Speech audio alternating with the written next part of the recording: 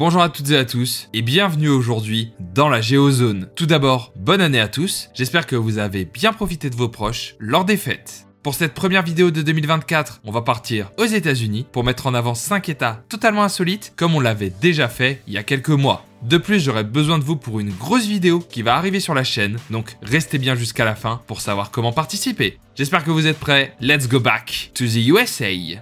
Commençons cette vidéo en parlant du deuxième plus petit État des États-Unis, le Delaware. Ce petit État se trouve dans l'Est américain et fait à peine 6400 km², ce qui correspond au département français du Loir-et-Cher. Bon, la comparaison s'arrête là, vu que le Delaware est un État très citadin, situé idéalement entre Washington et Philadelphie et habité par 1 million d'Américains. Les villes les plus importantes de l'État sont Wilmington, Newark, Middletown, Smyrna et la capitale d'État, Dover, qui se trouve au centre de ce dernier. Bon, comme vous l'avez remarqué, une immense partie de la population de l'État se trouve au nord de ce dernier. Situé sur la péninsule de Delmarva et bordé par la baie du Delaware, cet État possède une frontière très particulière au nord avec cet arc de cercle le séparant de la Pennsylvanie. Surnommé le cercle des 12 miles, c'est la seule frontière d'État circulaire du pays. Sinon, le Delaware est un État globalement assez plat, malgré quelques collines au nord, possédant des marécages et des plages sur ses côtes. On y retrouve d'ailleurs de nombreuses stations balnéaires, dont Rehoboth Beach, qui est aussi appelée The Nation's Summer Capital, la capitale d'été des États-Unis, sa population étant quand même multipliée par 75 pendant les beaux jours. Le Delaware n'est pas uniquement attractif pour les touristes, mais aussi pour les entreprises. L'État est considéré comme un paradis fiscal, avec très peu, voire carrément aucune taxe, ce qui attire donc les plus grands de ce monde. 65% des 500 plus grandes entreprises américaines déclarent leurs impôts au Delaware, dont Apple, Coca-Cola Company, Amazon ou Google. On est quand même sur un État comptant plus de sociétés que d'habitants, et ce petit immeuble de Wilmington accueille quelques 300 000 boîtes aux lettres d'entreprises américaines. Le Delaware est aussi un État très important historiquement, vu qu'il est surnommé The First State, le premier État, vu qu'ils ont été les premiers à ratifier la Constitution américaine le 7 décembre 1787. Pendant la guerre de sécession, le Delaware faisait partie de l'Union, mais il pratiquait quand même l'esclavage, ce qui est pas très logique. En fait, en tant que premier État de l'Union, il voulait tout simplement pas la quitter. Aujourd'hui, le Delaware est un État votant majoritairement démocrate depuis 1992. D'ailleurs, Joe Biden, l'actuel président américain, a été sénateur de l'État entre 1973 et 2009. Quelques petits fun facts sur le Delaware pour finir. La colonie de la Nouvelle-Suède y a été fondée en 1638. De nombreux Limulidae viennent se reproduire sur les plages de l'État. C'est le dernier État américain à avoir interdit la condamnation au pilori. Et le Delaware accueillait entre 1986 et 2013 le championnat du monde de Punkin Chunkin, dont l'objectif est de balancer le plus loin possible une citrouille, que ce soit avec une catapulte, un trébuchet ou un canon à air comprimé. Bon, pour votre culture, le record du monde est à 1690 mètres. Plus américain comme compétition, tu meurs. Poursuivons ensemble en partant de l'autre côté des États-Unis pour parler de l'Oregon. Situé sur les bords de l'océan Pacifique, l'Oregon est un grand État de 255 000 km². C'est quand même plus grand que le Royaume-Uni, que l'on ne connaît pas du tout en Europe comparé à ses voisins de la Californie et de Washington. En plus de sa grande taille, l'Oregon est un État pas mal peuplé, avec 4,2 millions d'Oregonais répartis dans plusieurs grandes villes comme Eugene, où ont eu lieu les championnats du monde d'athlétisme en 2022, Salem, la capitale d'État, Bend, Medford, et surtout la plus grande ville de l'État, Portland, avec plus de 600 000 habitants. Bon, il y a aussi des villes comme John Day, qui tient son nom de l'explorateur, vous l'avez deviné, John Day, tout comme la ville de Dayville d'ailleurs, mais aussi la ville de Coquille, qui est aussi le nom d'une tribu amérindienne. Il est vrai que la population de l'État n'est pas très bien répartie, vu qu'une majorité de la population se trouve dans l'ouest de l'État. Si la population de l'État est divisée à ce point, c'est à cause de la chaîne de montagnes des Cascades, qui coupe tout simplement l'État en deux, avec des sommets atteignant facilement les 3000 mètres d'altitude. L'Oregon est globalement un État rempli de richesses naturelles, dont le Crater Lake, qui s'est formé au sommet d'un volcan endormi, le lac Malheur, dont le nom vient de trappeurs français, ou encore le monument national des cavernes de l'Oregon, avec plusieurs grottes de marbre dans le sud de l'État. D'ailleurs, les frontières de l'Oregon sont globalement rectilignes, sauf au niveau de deux cours d'eau, la rivière Snake à la frontière avec l'Idaho et le fleuve Columbia à la frontière avec Washington. On retrouve également la rivière Willamette et sa vallée dans laquelle vivent 70% des habitants de l'État. L'Oregon est un état plutôt riche avec l'agriculture, l'exploitation des forêts et également technologiquement, vu qu'on y retrouve de vrais technopoles. Il y a par exemple 22 000 employés d'Intel travaillant sur la recherche et développement depuis l'Oregon, où c'est également ici qu'on retrouve les sièges de Columbia ainsi que de Nike, créés par 2 membres de l'université de l'Oregon. L'État étant situé à l'ouest des États-Unis, il a été un vrai Far West, défriché par de nombreux explorateurs, dont les premiers sont les illustres Lewis et Clark, au début du 19e siècle. Vous vous doutez que les peuples amérindiens qui vivaient dans le coin, comme les Klamath, les Nez Percés ou les Bannock, ont été décimés par la colonisation et sont aujourd'hui parqués dans plusieurs réserves oregonaises. L'État sera donc colonisé et deviendra le 33e État des États-Unis le 14 février 1859. Cependant, l'Oregon sera pendant un long moment un État très blanc, vu que la première constitution de l'État interdisait tout simplement aux Noirs d'y vivre et d'y travailler. Sympa l'ambiance. Bon, je vous rassure, tout ça n'a duré que 69 ans avant d'être aboli en 1926. Je sais pas si on se rend compte que ça fait moins de 100 ans quand même. Malgré ses anciens penchants conservateurs, l'Oregon est aujourd'hui un État démocrate depuis 1988. Quelques petits fun facts inutiles, donc indispensables. L'Oregon est le plus grand producteur américain de noisettes. Il est surnommé Beaver State, l'état du castor. D'ailleurs, on en retrouve un sur le drapeau de l'état. Vous le voyez pas? Il est juste ici, au verso du drapeau. Et oui, le drapeau de l'Oregon possède bien un recto et un verso. On peut aussi noter que l'Oregon est le premier état à avoir légalisé le suicide assisté. On retrouve à Portland une équipe de NBA avec les Trail Blazers, ainsi que le plus petit parc du monde. C'est littéralement un brin d'herbe, à mon humble avis. Et d'ailleurs, le nom de Portland aura été tiré à pile ou face entre 2 colons venant du Maine, un de Boston et l'autre de Portland. Vous vous doutez donc qui a gagné ce lancer de pièces.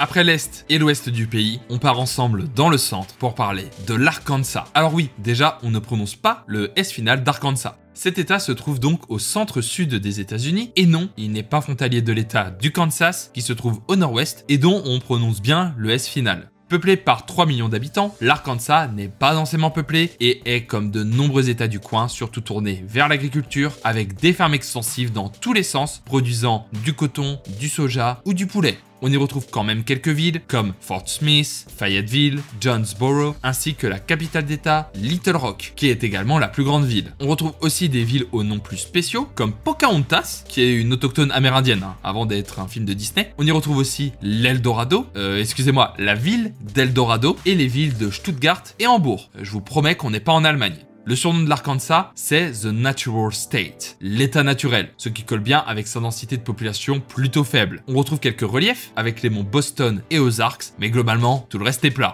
L'Arkansas est également un cours d'eau qui traverse l'état d'ouest en est avant de se jeter dans le Mississippi, qui formait d'ailleurs avant la frontière ouest de l'état, ce qui est moins le cas aujourd'hui vu que le cours du fleuve a changé. Économiquement, ils s'en sortent. Mis à part l'agriculture, ils ont quelques gisements de gaz et de pétrole. Il y a aussi pas mal d'industries aéronautiques et c'est dans l'Arkansas que se trouve le siège de Walmart, le mastodonte de la grande distribution américaine. Ancien territoire appartenant à la Nouvelle-France, l'Arkansas est devenu le 25e État des États-Unis le 15 juin 1836. On va pas se mentir, l'Arkansas est clairement un État hyper conservateur. État confédéré pendant la guerre de sécession, l'État sera ségrégationniste jusque dans les années 60, votant majoritairement républicain depuis l'an 2000. Bon, et puis en vrac, interdiction du mariage homosexuel, même si depuis une décision de la Cour suprême en 2015, c'est légalisé partout. De nombreux comtés interdisent tout simplement la production et la vente d'alcool. On appelle ça des dry counties, un héritage de la prohibition. La peine de mort est encore appliquée. L'avortement est strictement interdit, même en cas de viol ou d'inceste. Et ils ont adopté une loi en 2023 facilitant le travail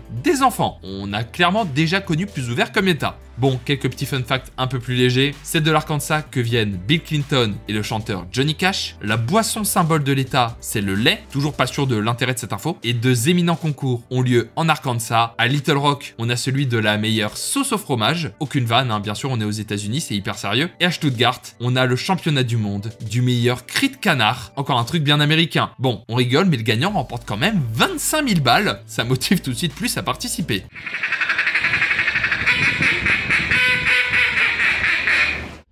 Maintenant, plein cap vers l'Est, pour parler d'un État avec un point cardinal dans son nom, la Caroline du Sud. Situé au sud-est des États-Unis et donc logiquement au sud de la Caroline du Nord, c'est un état qui passe assez facilement sous les radars. La Caroline du Sud n'est pour autant pas inintéressante et vide. Peuplée par 5,1 millions de Sud-Caroliniens, l'État possède de grandes villes comme Charleston, Rock Hill, Greenville, Summerville et la capitale d'État, Columbia. Ce qui est drôle, c'est qu'ils ont plusieurs villes avec des noms de femmes, comme Florence ou Marion. Bon, après, on n'est pas très loin de Charlotte, ceci explique peut-être cela. La Caroline du Sud est un état côtier, pas très montagneux, mis à part au nord-ouest avec un petit bout des Appalaches, constellé par de nombreux lacs qui couvrent 6% de la superficie de l'état. Les plus importants sont les lacs Marion, Murray, Moultrie et Strom Thurmond. Ce dernier est un lac de barrage présent sur le fleuve Savannah qui marque la frontière avec la Géorgie voisine avant de se jeter dans l'Atlantique. D'ailleurs, vous vous demandez sûrement pourquoi il y a deux Carolines. De base, il n'y avait qu'un seul état de Caroline qui a été séparé en deux en 1712 pour des questions logistiques, puisque c'était tout simplement trop grand pour qu'un seul gouverneur s'en occupe.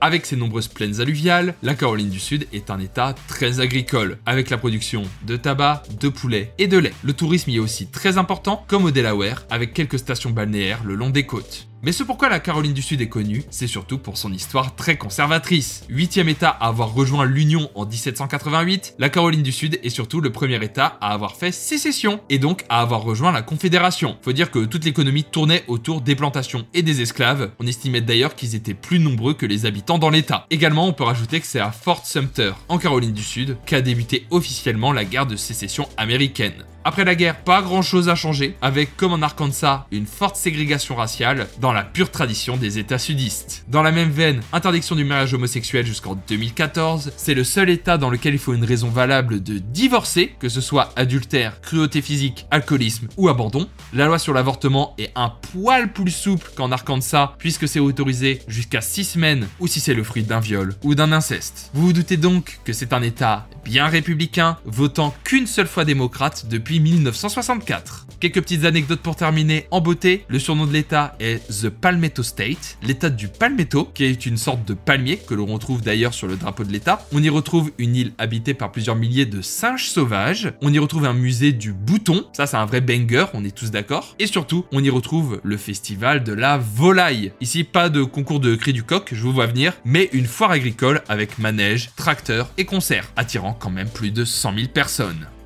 Finissons comme il se doit cette vidéo en parlant de l'état du Wisconsin. Situé au nord des États-Unis et bordé par les lacs Supérieur et Michigan, le Wisconsin fait partie des États du Midwest. Avec 170 000 km², la taille de l'Uruguay, le Wisconsin est habité par 5,8 millions d'Américains, profitant de l'attractivité des Grands Lacs. Les villes principales de l'État sont Madison, sa capitale, Green Bay, Kenosha et surtout Milwaukee, la plus grande ville du Wisconsin. D'ailleurs, c'est assez marrant, mais le Wisconsin possède beaucoup de villes avec des noms français. Eau Claire, Fond du Lac, La Crosse. Même ma préférée, c'est certainement Prairie du Chien. Quel nom de fou sérieux!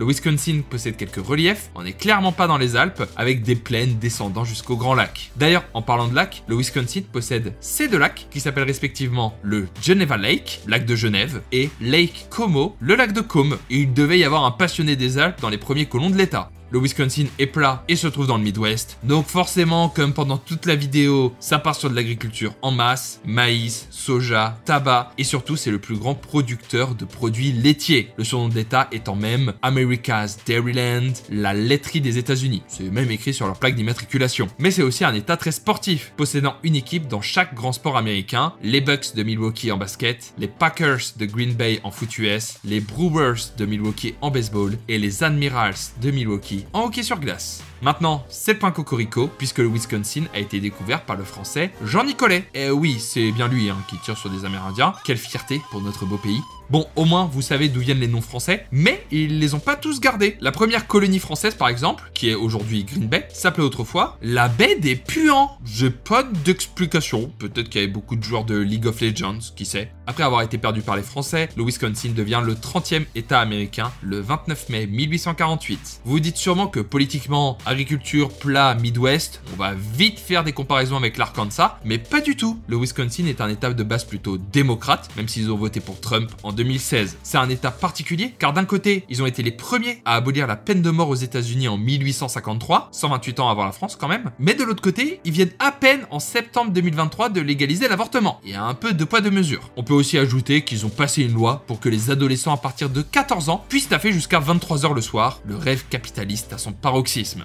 Comme d'hab, quelques petites anecdotes en vrac, on compterait plus de 800 000 serres dans l'état. Le Sunday aura été inventé à Two Rivers dans le Wisconsin, c'est l'état américain produisant le plus de ginseng, et on y retrouve deux capitales internationales, et pas des moindres. Green Bay est la capitale mondiale du papier toilette, l'état étant le plus gros producteur de PQ du pays, employant plus de 30 000 personnes, et la ville de Sheboygan est la capitale mondiale de la bratwurst. La saucisse allemande, oui. En même temps, la ville a été fondée par des immigrants allemands. Tout s'explique donc.